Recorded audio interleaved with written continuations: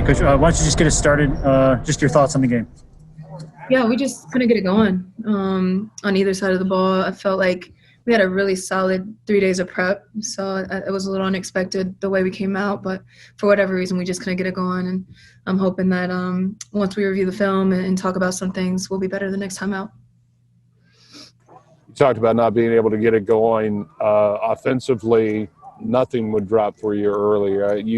I thought you executed beautifully, got the ball down low, just couldn't get it going. And you can see that starting to wear on a lot of the players as the minutes started to tick by. Yeah, it's crazy you say that, Big, because it's been a while since our offense has completely dictated our defense, and that's what happened. Early on, you're right, we had some really good looks. We talked about, hey, we're getting whatever we want.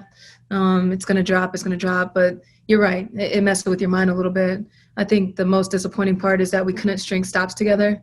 I felt like defensively we looked very different than we've looked the past 5 or 6 games, and went way too internal to where we didn't look like a true unit tonight. So, like I said, just things to talk about because I know what type of team we have and who they are, and that we're going to get back better. About midway through the second quarter, it was 25-25. It was a tight game, and then you just picked up a bunch of foul trouble, and it almost felt like you were just trying to just keep it close enough to just get to halftime so you could get the starters back in the lineup.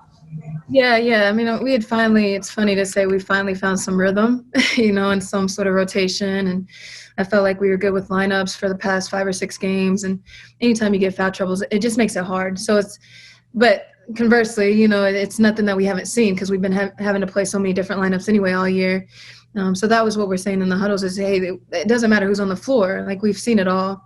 But I do think once you get in some sort of rhythm over the past 5 or 6 games, it messes with you a little bit. Back at home on Saturday against Kent before you finish out with a couple on the road. And Coach, you said you got to look at the film and kind of take what you can from it. But what do you say to the team tomorrow when you get together and, maybe before you review that film to kind of put their minds at ease and get them ready for the next game? Yeah, it's one bad day. It's one bad day. We've strung together a lot of good days in a row as of late. And so we'll take a bad day, but we got to get back to work tomorrow and figure out, what we got to figure out before Saturday. But let's get back to playing team basketball. Defensively as a unit, when we move as a unit, we're pretty solid. When offensively, when we're moving, it's really pretty to watch, and so let's just talk about what that looks like and just remind each other of that, and we'll get back to it. Here's the last question for me. You're wearing the ALS shirt right now. Can you just talk about that a little bit? What was going on here tonight and everything? Yeah, ALS is a debilitating illness that obviously we're all trying to find a cure for. Nessa's father has passed away from ALS last year. So obviously it's an emotional day for all of us.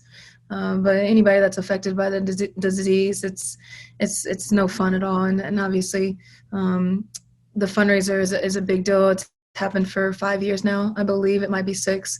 But definitely trying to raise the money to find a cure.